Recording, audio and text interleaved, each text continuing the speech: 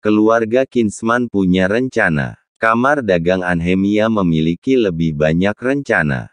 Apalagi kekuatan mereka berkurang banyak. Jordan Group akhirnya tumbuh menjadi masalah serius bagi mereka. Sekarang situasi semakin tidak terkendali. Tidak ada yang bisa mereka lakukan. Satu-satunya rencana yang bisa dilakukan adalah berteman dengan Dewa Perang Kunlun dan Panglima Tinggi Eugene Covey. Malam ini, mereka secara khusus mengundang Louis Kopp. Ingin meminta saran pada Louis Kopp. Jordan Group berkembang pesat, semua pihak memberikan kebijakan khusus. Karena mereka mendorong perekonomian Anhemia, dan mereka memang melakukan hal ini dengan baik, kata Louis Kopp. Namun, Tuan Louis, Jordan Group akan menempati pasar kita selanjutnya. Kita dalam bahaya. Mereka sangat ambisius, mereka juga mulai memasuki bisnis keluarga Kinsman. Aku khawatir mereka akan menelan kamar dagang Anhemia. Bobby Lange sangat khawatir. Bisakah Tuan Louis memberi ide? Tanya Marco Kiefer. Louis Kopp menggelengkan kepalanya tanpa daya. Jika kalian diam-diam menggunakan siasat, efeknya tidak akan terlalu besar.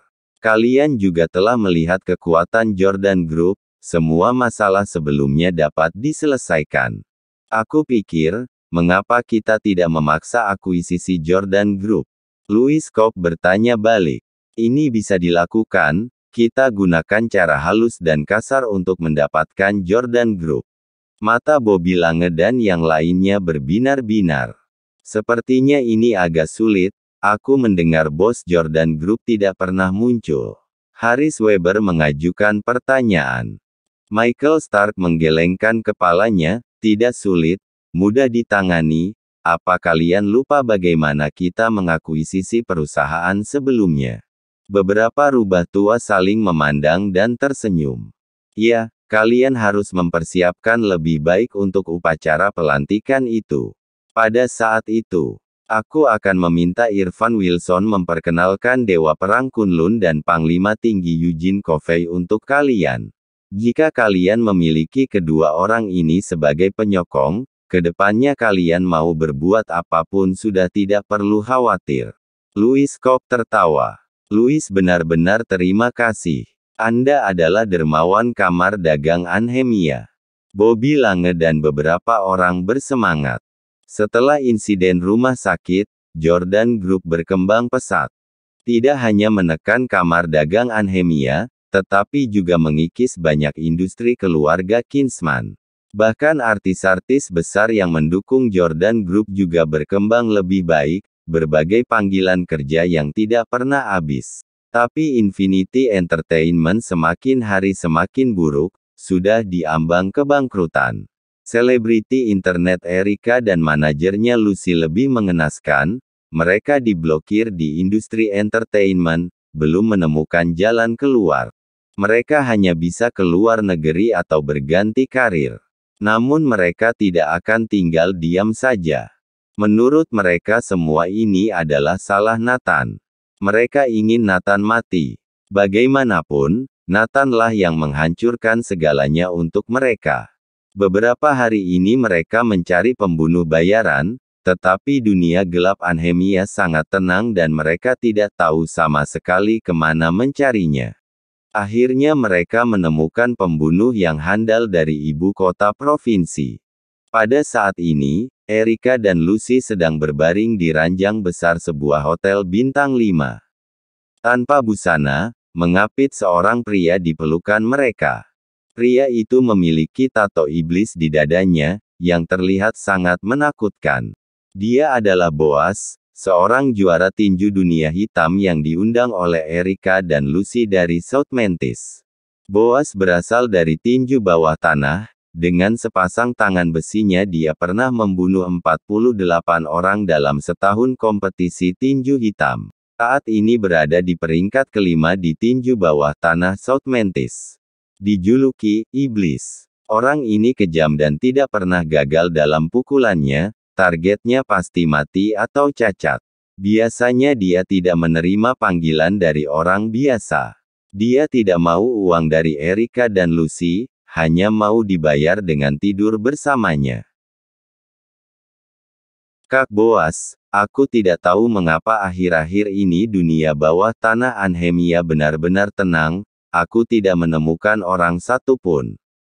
Erika berkata dengan genit. Kamu sepertinya tidak tahu orang nomor satu di Anhemia, Regan Spencer dan Tobe Daisuke sudah dikendalikan, mereka telah cuci tangan, jadi tidak ada lagi yang berkuasa. Boas mencibir. Terus apakah Boas bisa? Erika tampak khawatir. Aturan Anhemia tidak bisa mengekangku. Lagi pula, setelah masalah selesai, aku segera kembali ke South Mantis. Siapapun tidak bisa berbuat apa-apa terhadapku. Boas tampak percaya diri. Selama bertahun-tahun, banyak orang kaya baik dalam negeri maupun luar negeri mencarinya, dia datang dan pergi dengan bebas setelah membunuh orang. Dia sama sekali tidak menganggap serius target Erika, hanya Anhemia yang kecil. Kemudian, Boas langsung menindih Erika. 1 jam kemudian, Boas bangun dan berpakaian. Beri aku fotonya. Aku akan pergi setelah selesai. Boas berkata dengan dingin.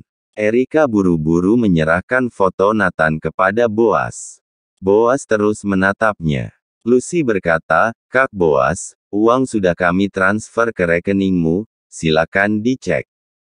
Oke, tunggu kabarku, tidak akan lebih dari 1 jam. Boas meninggalkan hotel.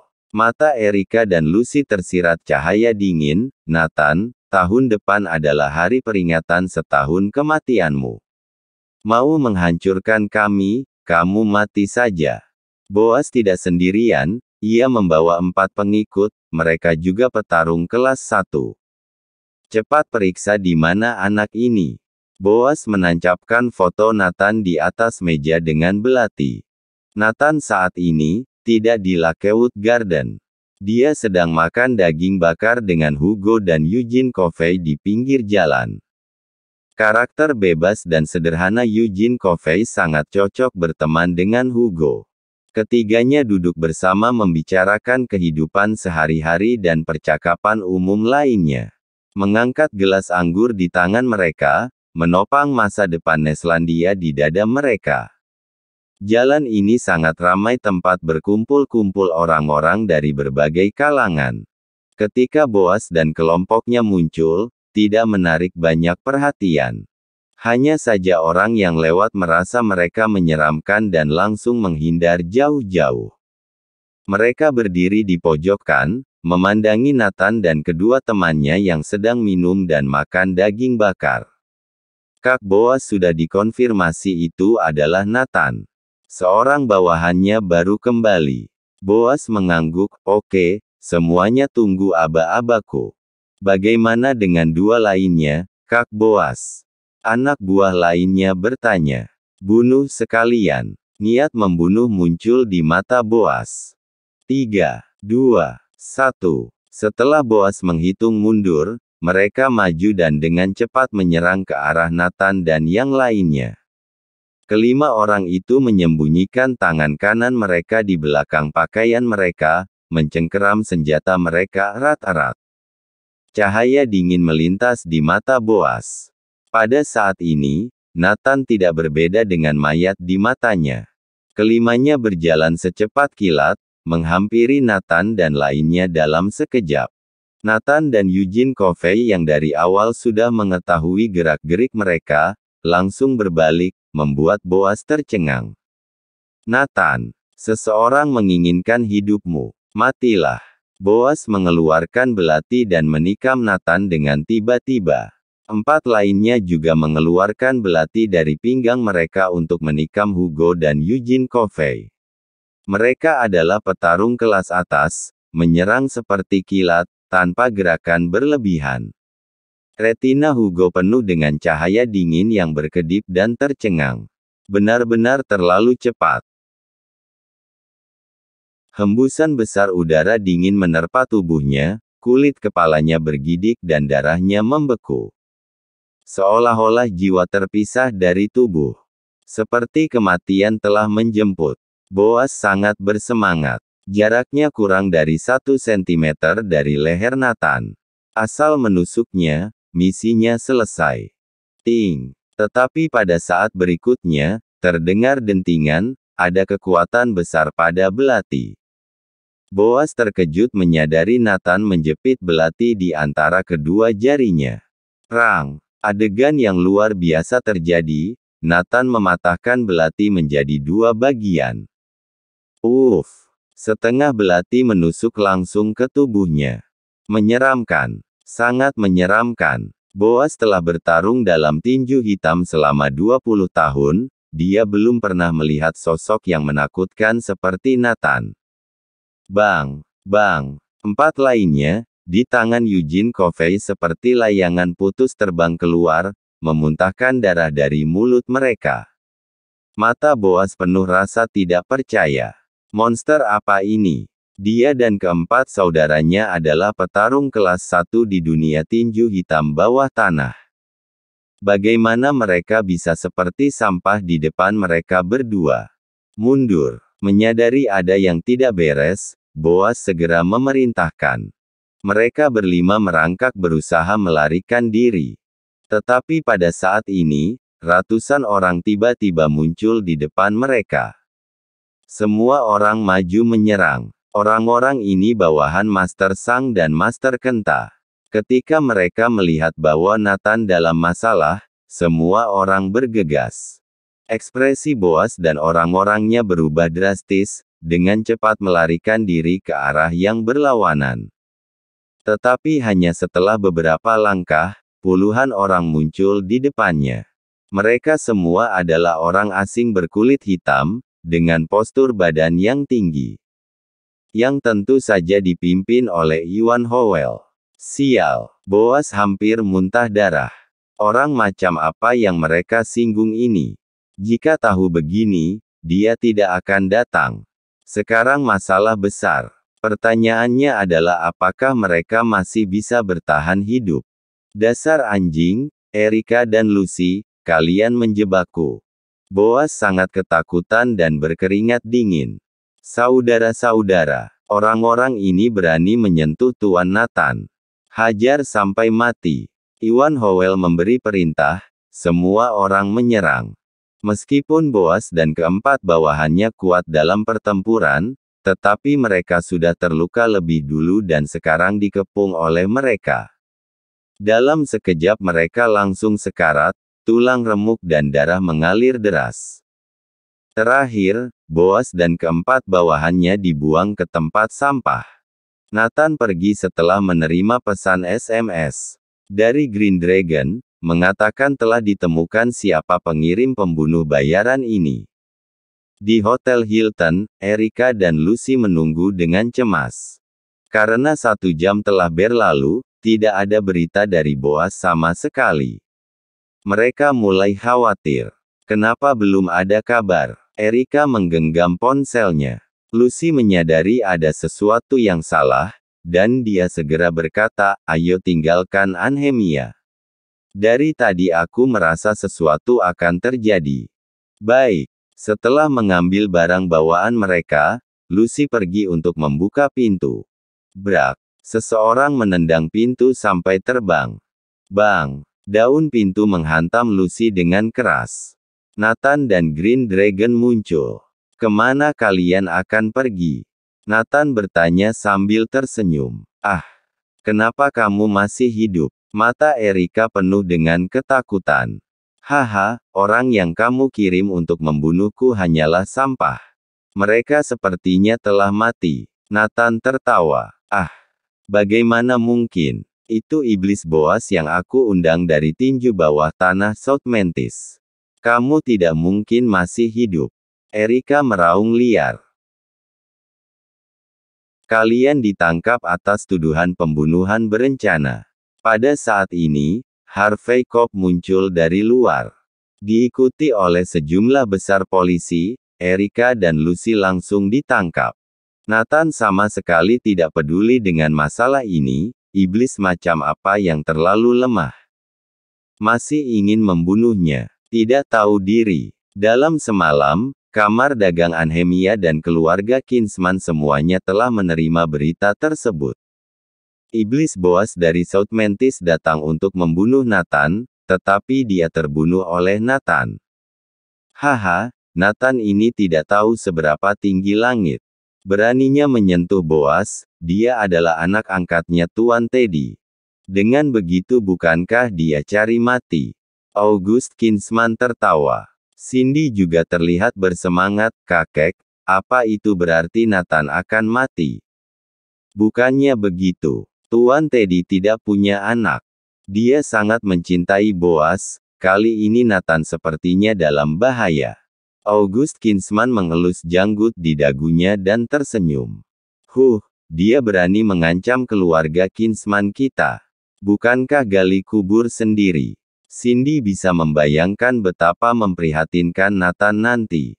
Sisa 3 hari sebelum dia menjabat, Eugene Covey pergi ke zona perang Anhemia untuk bersiap.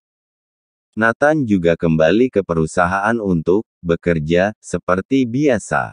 Jolene, yang baru saja selesai rapat, tiba-tiba mendapat telepon dan ekspresinya berubah. Orang lain juga melihat kelainan itu. Direktur Jolene, ada apa denganmu? Jolene menggelengkan kepalanya, tidak apa-apa. Hans, tolong siapkan mobil untukku, aku mau keluar, tidak perlu pakai sopir. Setelah itu, Jolene berkendara sendiri ke Bandara Internasional Anhemia.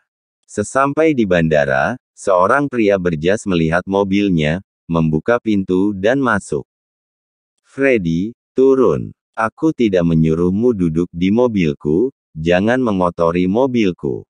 Melihat pria itu, Jolene berkata dengan marah. Freddy membenarkan kacamatanya, tersenyum dan berkata, Jolene, aku kan mantan pacarmu, lembutlah sedikit. Kenapa bersikap begitu? Jolene tampak marah, bajingan, aku tidak punya hubungan apapun denganmu. Jolene sebenarnya pernah berpacaran saat berada di luar negeri. Hanya saja dengan cepat memergoki Freddy di saat bersamaan berkencan dengan 8 gadis lainnya. Setelah Jolene mengetahuinya dia langsung memutuskan hubungannya dan menganggap hal ini memalukan. Dengan kepribadiannya yang arogan, dia tidak akan pernah membiarkan masalah ini diketahui oleh temannya. Kirana bahkan tidak mengetahuinya. Lalu mengapa kamu datang menjemputku? Freddy tertawa dan berkata, kemudian menarik tangan Jolene. Pergi. Jolene mendorongnya keras. Aku datang bukan untuk menjemputmu. Cepat katakan, harus bagaimana kamu baru memberikan barang itu padaku? Jolene berkata dengan marah. Freddy tersenyum, kenapa terburu-buru? Kamu tahu aku sangat bisa diandalkan. Aku belum pernah menyebarkan foto pribadimu selama bertahun-tahun. Kamu, Jolene sangat kesal. Freddy menguasai rahasia yang sangat pribadi sebelum putus dan selalu menggunakannya sebagai ancaman. Selama bertahun-tahun Jolene terus memberikan uang miliaran. Katakan, mau berapa? Jolene bertanya. Syarat kali ini agak sulit bagimu. Tapi kamu harus setuju. Jika kamu tidak setuju, aku akan segera menyebarkan privasimu, kemudian aku bersumpah untuk menghancurkanmu. Freddy mengancam. Kamu, Jolene marah, tetapi tidak ada yang bisa dia lakukan. Awalnya berpikir setelah datang ke Anhemia, bisa menghindari orang ini, tak disangka dia mengejar kemari. Ini adalah mimpi buruk dalam hidupnya. Syarat apa? Katakan berapa uang yang kamu mau untuk berikan barang itu padaku. Jolene berkata dengan dingin. Freddy tersenyum, aku tidak mau uang. Dia tidak kekurangan uang sekarang, kamar dagang Anhemia telah memberinya 10 miliar. Setelah masalah beres, akan ada 40 miliar lagi. Betul, Freddy adalah salah satu langkah kamar dagang Anhemia untuk mengakuisisi Jordan Group. Setelah lama menyelidiki, mereka menemukan Freddy mantan pacar Jolene. yang mengetahui rahasianya dan membayar Freddy untuk melakukan sesuatu. Ini adalah salah satu metode kamar dagang Anhemia, untuk menggali berbagai informasi gelap atau kelemahan di manajemen teratas perusahaan untuk menghancurkan lawan. Cara kejam lainnya adalah mengancam nyawa anggota keluarga eksekutif perusahaan lawan. Dalam akuisisi paksa, kehilangan nyawa adalah hal yang umum. Dunia bisnis seperti medan perang. Pertumpahan darah yang tak terlihat lebih banyak lagi. Oleh karena itu, kamar dagang Anhemia sangat yakin dapat mengakuisisi Jordan Group. Hah? Apa yang kamu inginkan? Jolene tampak terkejut. Aku dengar kamu sekarang sangat hebat menguasai Jordan Group. Nilai asetmu lebih dari 1 triliun. Jauh lebih baik dari saat kamu di luar negeri. Freddy tertawa. Jolene menyadari ada yang tidak beres. Apa yang ingin kamu lakukan?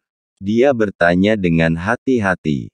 Aku tanya padamu, apa kamu yang pegang kuasa di Jordan Group sekarang? Freddy bertanya. Aku adalah wakil presiden direktur, tetapi sebagian besar pengambilan keputusan perusahaan ada di tanganku. Kata Jolene. Kalau begitu, Bos Jordan menyerahkan perusahaan padamu. Jolene mengangguk, ya, benar. Oke, aku ingin membeli Jordan Group sekarang, dapatkah kamu mengambil keputusan? Ketika Freddy mengucapkan kata-kata ini, wajah Jolene menjadi pucat. Apa? Kamu gila? Kamu ingin mengakuisisi Jordan Group? Apa kamu tahu berapa nilai pasar Jordan Group sekarang? Hampir 20 triliun. Dengan apa kamu membelinya? Jolene bertanya dengan marah. Freddy tersenyum dan berkata, bukan aku yang membelinya, tapi bos aku. Siapa bosmu? Jolene tiba-tiba menyadari bahwa ada konspirasi. Dengar baik-baik, bosku dari kamar dagang Anhemia. Sekarang kamar dagang Anhemia bermaksud untuk mengakuisisi Jordan Group, secara khusus mengirimku untuk bernegosiasi denganmu. Freddy tertawa dan berkata, matanya terus menatap tubuh Jolene sepanjang waktu. Apa? Kamar dagang Anhemia? Jolene tampak terkejut. Segera memahami ini adalah konspirasi kamar dagang Anhemia.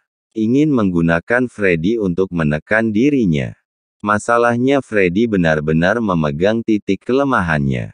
Kamar dagang Anhemia sangat meminati Jordan Group. Ada dua cara yang bisa kamu pilih. Pertama, Jordan Group bergabung menjadi anggota perhimpunan kamar dagang Anhemia. Kedua, kamar dagang Anhemia secara langsung mengakuisisi Jordan Group. Kata Freddy. Jolene segera menggelengkan kepalanya, tidak mungkin. Jordan Group sekarang bersaing dengan kamar dagang Anhemia, bagaimana bisa diakuisisi mereka? Freddy dengan tenang berkata, kamar dagang Anhemia sudah tahu kamu tidak akan menyetujui, jadi mereka secara khusus mencariku untuk berbicara denganmu. Bukankah kamu mengatakan kamu mengendalikan Jordan Group? Bukankah sekarang menjadi lebih mudah? Aku sarankan kamu bergabung dengan kamar dagang Anhemia, masa depanmu akan lebih baik. Jolene segera menolak, tidak mungkin. Kami tidak akan pernah bergabung dengan kamar dagang Anhemia. Hilangkan ide itu dari pikiranmu. Mohon like dan subscribe channel ini, agar channel ini terus berkembang. Terima kasih.